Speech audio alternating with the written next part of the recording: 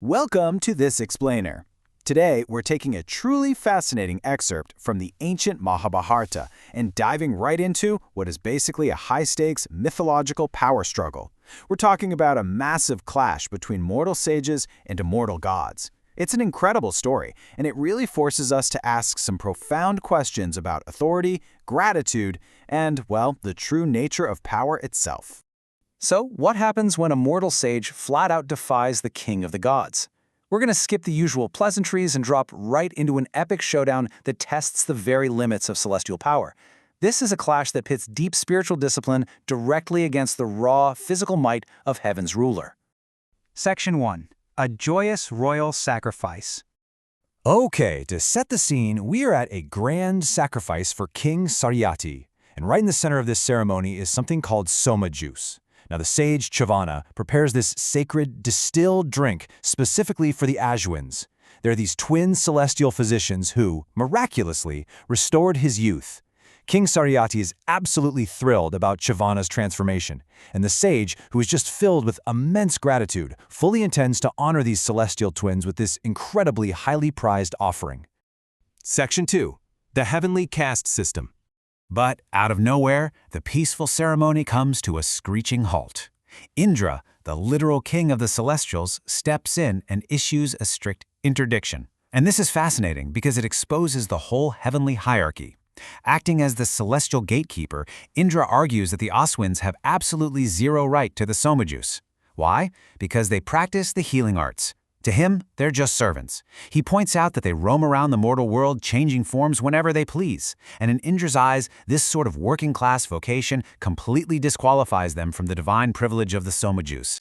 You can clearly see the ideological split happening right here. On one side, you have Indra's heavily prejudiced view of the Aswins as, just working-class servants, mere medical practitioners mingling with mortals. But on the flip side, you have Chyavana's immense reverence for them. Chyavana argues right back, calling them mighty souls, uncommonly endued with beauty and grace. After all, they literally transformed him into an eternally youthful person. Chyavana demands to know, why should Indra and the other gods get the juice, but not the very beings who saved him? Section 3. The Thunderbolt Standoff. Setting Indra at naught, Chyavana just boldly ignores all the warnings and reaches right for the Soma juice, fully intending to finish his offering. Well, in response to this brazen defiance, Indra issues the ultimate threat. He watches this mortal step out of line and prepares to launch his terrifying thunderbolt, promising to hurl this weapon of awful form directly at the sage. The tension here is absolutely palpable. We are talking about the ultimate weapon in the entire celestial arsenal. So this sets up what looks like a massively mismatched showdown. In one corner, we have the physical might of the king of the gods, armed with the universe's absolute most devastating weapon. And in the other corner, a mortal sage whose only weapons are his ascetic energy, spiritual discipline, and sacred hymns. Honestly, if you were placing bets right now, the mortal looks completely outgunned.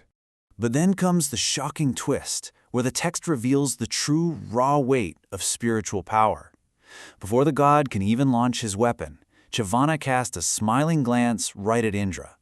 Then, using sheer ascetic energy, he completely paralyzes Indra's arm right as he's about to strike. It's incredible. With the king of the gods literally frozen in place, Chyavana just calmly recites his sacred hymns and successfully makes his offering on the fire. Section 4. Unleashing the demon Mada. But you know what? Chyavana isn't finished. Now that he has the upper hand, he decides to escalate things to destroy the paralyzed king. He uses that same ascetic energy to summon an evil, terrifying monster into being. The energy manifests into Mada. Mada is a demon of such unbelievable strength and gigantic proportions that his body literally cannot be measured by gods or demons. His mouth is massive, lined with sharpened teeth, and when he opens it, one jaw rests on the ground while the other stretches all the way up to heaven. To really wrap your head around the cinematic scale of Mahadal, consider his terrifying teeth. Within those earth-shattering jaws, the text is very specific. It notes that he has exactly 4 primary fangs. And these are not just any fangs. Each of those 4 fangs extends an incomprehensible 100 yojanas in length. To put that into perspective, that is an ancient measurement, meaning they stretched for hundreds of miles. His other fangs are described as looking like towering palaces, or the ends of spears stretching out for 10 yojanas. The sheer physical scale of this entity just totally defies mortal logic. And if that wasn't terrifying enough, the demon's 2 arms are equal in bulk, resembling these massive, sprawling hills. Get this, each one stretches outward for 10,000 yojanas. That is a wingspan spanning entire continents. To complete this absolute apocalyptic nightmare, Mada's eyes resemble the sun and the moon. His face rivals the conflagration at the universal dissolution, which is essentially the fiery end of the world. He's got this restless tongue, moving like lightning, constantly licking his frightful open mouth, making it look like he is about to forcibly swallow up the entire world. Emitting these frightful sounds that echo everywhere, this giant rushes forward with one singular intent: to devour Indra, the deity who had previously performed 100 sacrifices. So, as we wrap up this explainer, I want to leave you with a final memorable thought. If a mortal spiritual energy can paralyze the king of the gods, who holds the real power? We just watched Indra, armed with the ultimate weapon and all the authority of heaven, get completely neutralized and threatened with consumption by a manifestation of a mortal spiritual discipline. It brilliantly illustrates a core theme of this ancient text. True power doesn't always lie in fancy titles, physical weapons, or heavenly hierarchies. Sometimes it's about immense spiritual energy and unshakable resolve. Thank you so much for joining me in breaking down this incredible narrative.